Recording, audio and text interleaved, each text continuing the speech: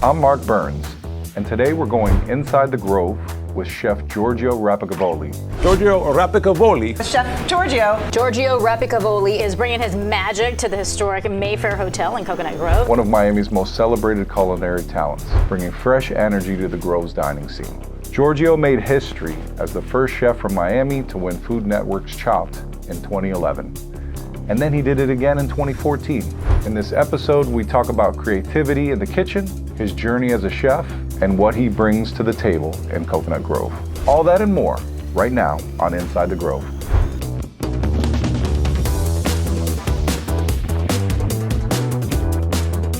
All right, I have Giorgio Rapicavoli, right? Did I do all right? Right there? That's right.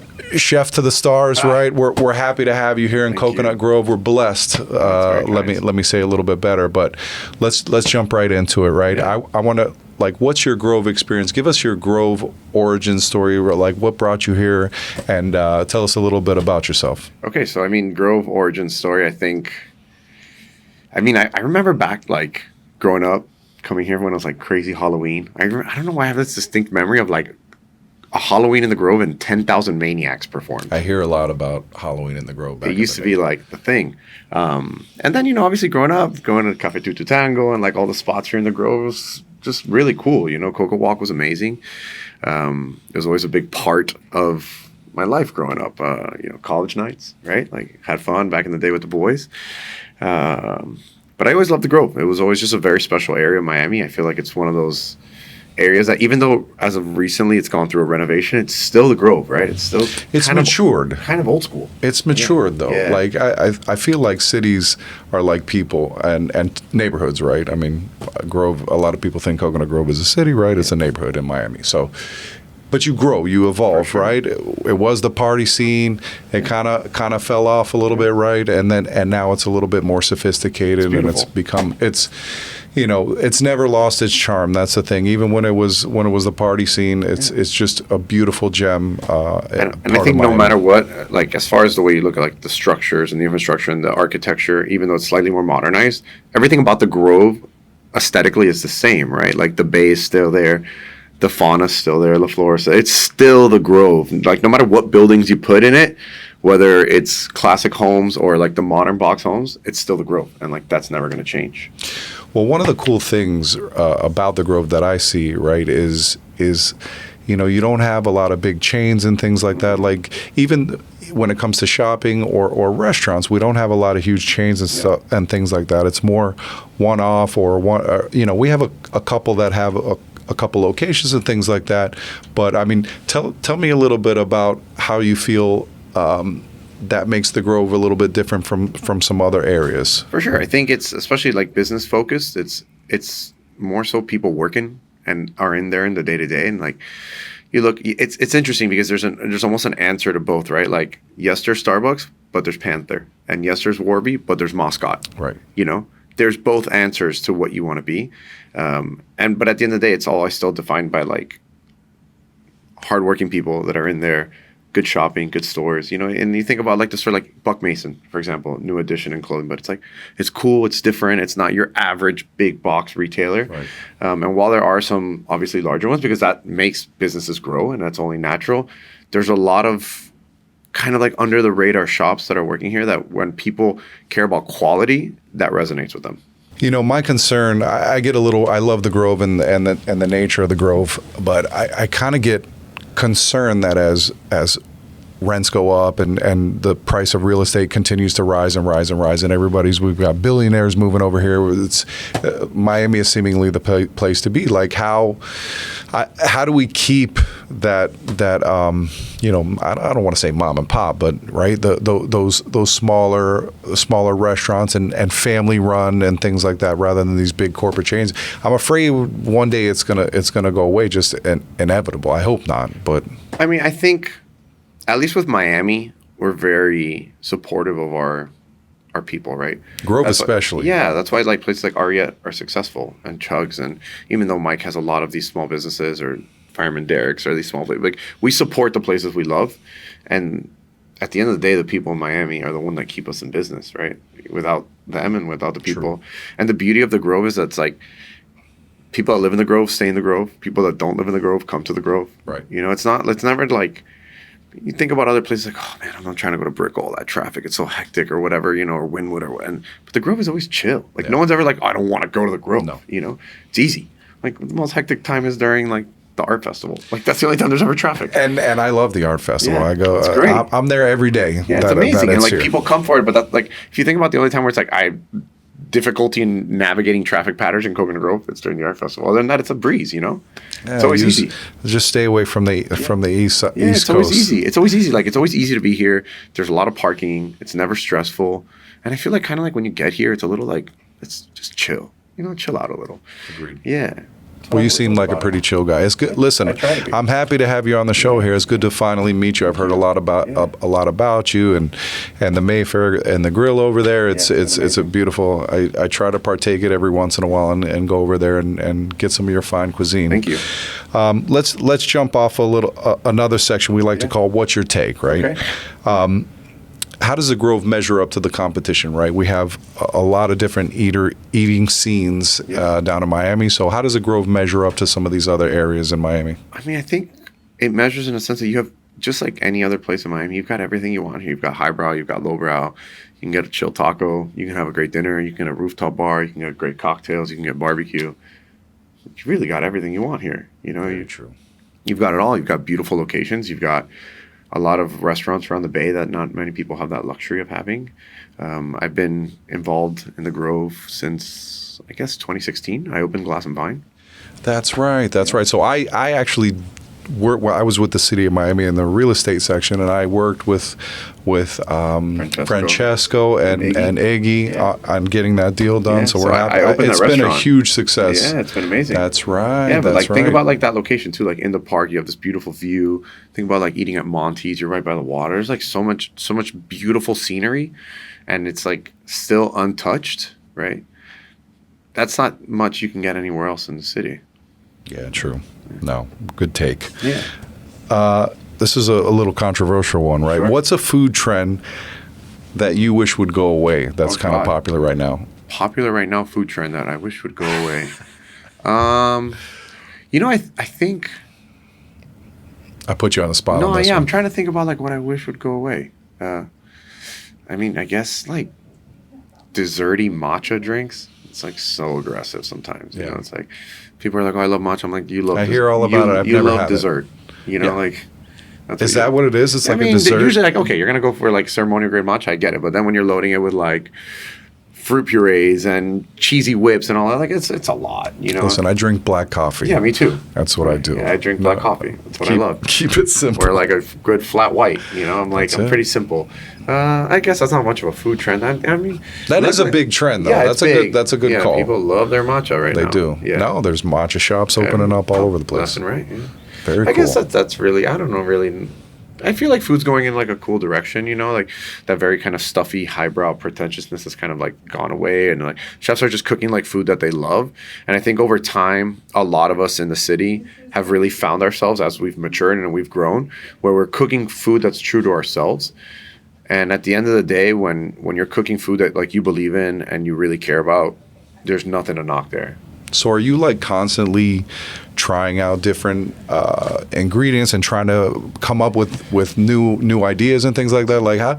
Yes and no. I think over time I've tried to learn a lot about restraint and kind of like step away and let ingredients speak for themselves, which is a lot of like what we do at Mayfair Grill. We don't really hide behind much. It's a little bit of like salt, pepper, seasoning, and fire. You know, we have this like beautiful grill, and it's all about the wood fire, and it's all about restraint, I think. And you know, I used to have this vision of like, what can I add to a dish, or what garnish can I add, or what flower petals can I put on? And now it's a little bit more like, how can I step away from that, and how can I just try to find still obviously visual appealing, but be delicious? And I think that's the most important thing. Always. In any dish is deliciousness. Can't argue with you there. Yeah. Off the menu is the next little segment we're going to go to, right? So what's an item that's not on the menu, right? That people don't know about that you like to dish up, or a cocktail or something that people should be going in and asking for. Okay. Insiders only, right? Insiders. I mean, I think the beauty of that restaurant is the grill. So we always try to feature like different cuts that we feature off there. I mean, I'll grill anything for you. We love that. Do people ever bring fish off the bay? That hasn't really happened to me because we got a lot of people like locals or hotel guests. We have had it and they've brought it and we've done it for them happily. But I think a good move is you kind of order 2 different dishes on the menu. So we do a really beautiful like wood-fired flatbread with a roasted garlic butter. And then if you get like the paleta ibérico and you make yourself a little sandwich, it's a dream. Yeah, it's good stuff. That's a good one. Straight from the chef's mouth. Oddly enough, we're talking about coffee. The coffee program at Mayfair is awesome. We work with Perla, local roaster, and coffee program's very well dialed in. It's great coffee, delicious coffee. Like I gotta come over there and check it out. Yeah, it's a great coffee. So they do really well.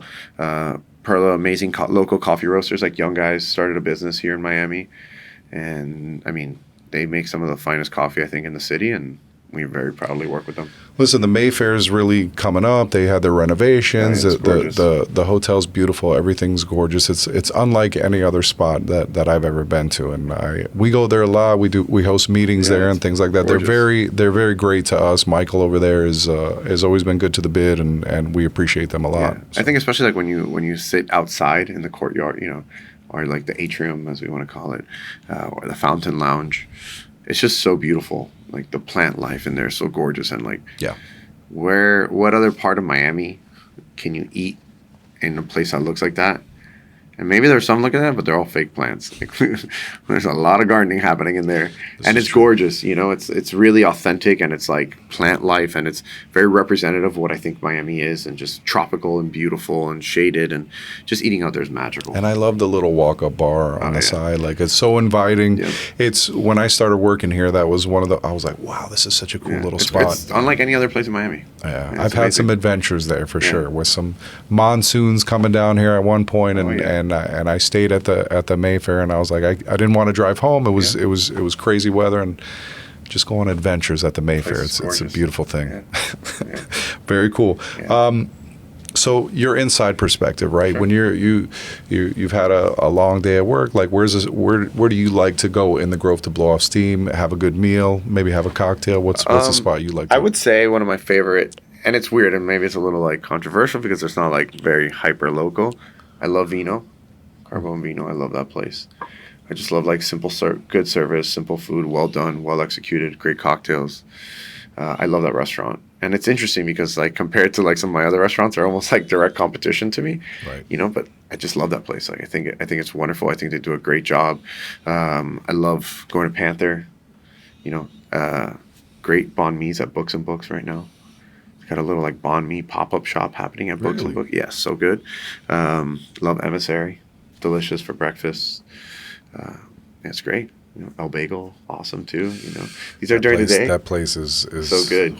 Usually like I tend to be pretty active. So like during marathon training season, when we're doing our long runs here in the Grove, I love going to get a bagel. You're like a true Grovite. You're running. You're marathoning. Yeah, come on. That's I think honestly, when I thought about making the menu at Mayfair, I wanted to make a menu that was like very bright. It's not very like heavy. There's not much fried. It's very clean and it's good for you. And I thought about like who in the people in the Grove is like, every time I think about the Grove, I think about like movement and not necessarily like ultra health conscious, but people in the Grove move, whether they're biking or walking the dog or running or sailing. Like there's an aura of like wellness in the Grove, and we wanted that food to translate to it as well. And the last thing I would ever want was somebody flying in saying, okay, I'm going to have that. I just landed. I got to the Grove. Here we go. I'm going to go eat dinner downstairs at the restaurant and then have this like rich, full, opulent meal. That was the last thing I want. I want people to feel good. There's just like such an aura of wellness in this city that I don't ever want to be like, oh, it's a health conscious restaurant, but we want it to be very ingredient focused, light and bright, and make you feel good. It's beautiful. Yeah. No, I agree. Yeah. The Grove is very health conscious, but not overly, right? Yeah. But they have a lot of run clubs, biking, the Commodore Trail, all sorts of things. So it's a big people part are working of out in here all the time. It's a big part of people's lives. Go check. There's like 100 yoga studios and Pilates and everything.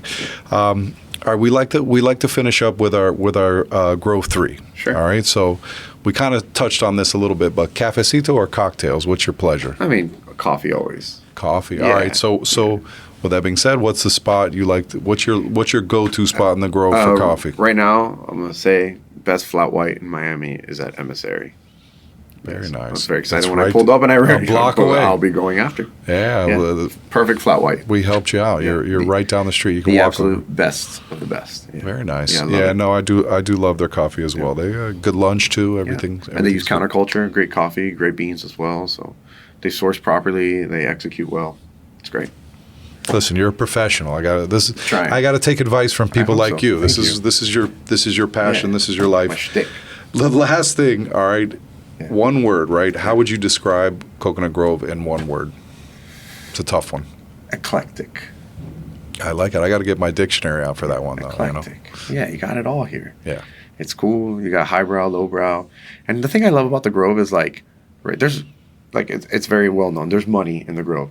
But the most unassuming people are the ones that got the most. Of course. I remember when we opened Glass and Pine, we were like, do not judge someone who walks in here in flip flops and shorts Right. because they could be one of the most successful people in Miami. But when they're here, they let themselves just like be themselves. And that's the beauty of the Grove. Is that it's a that judgment-free zone, man. The Bahamian, Key West kind of Yeah, vibe. yeah. It's different. I always tell people it's very different from the rest of the city of For sure. Miami.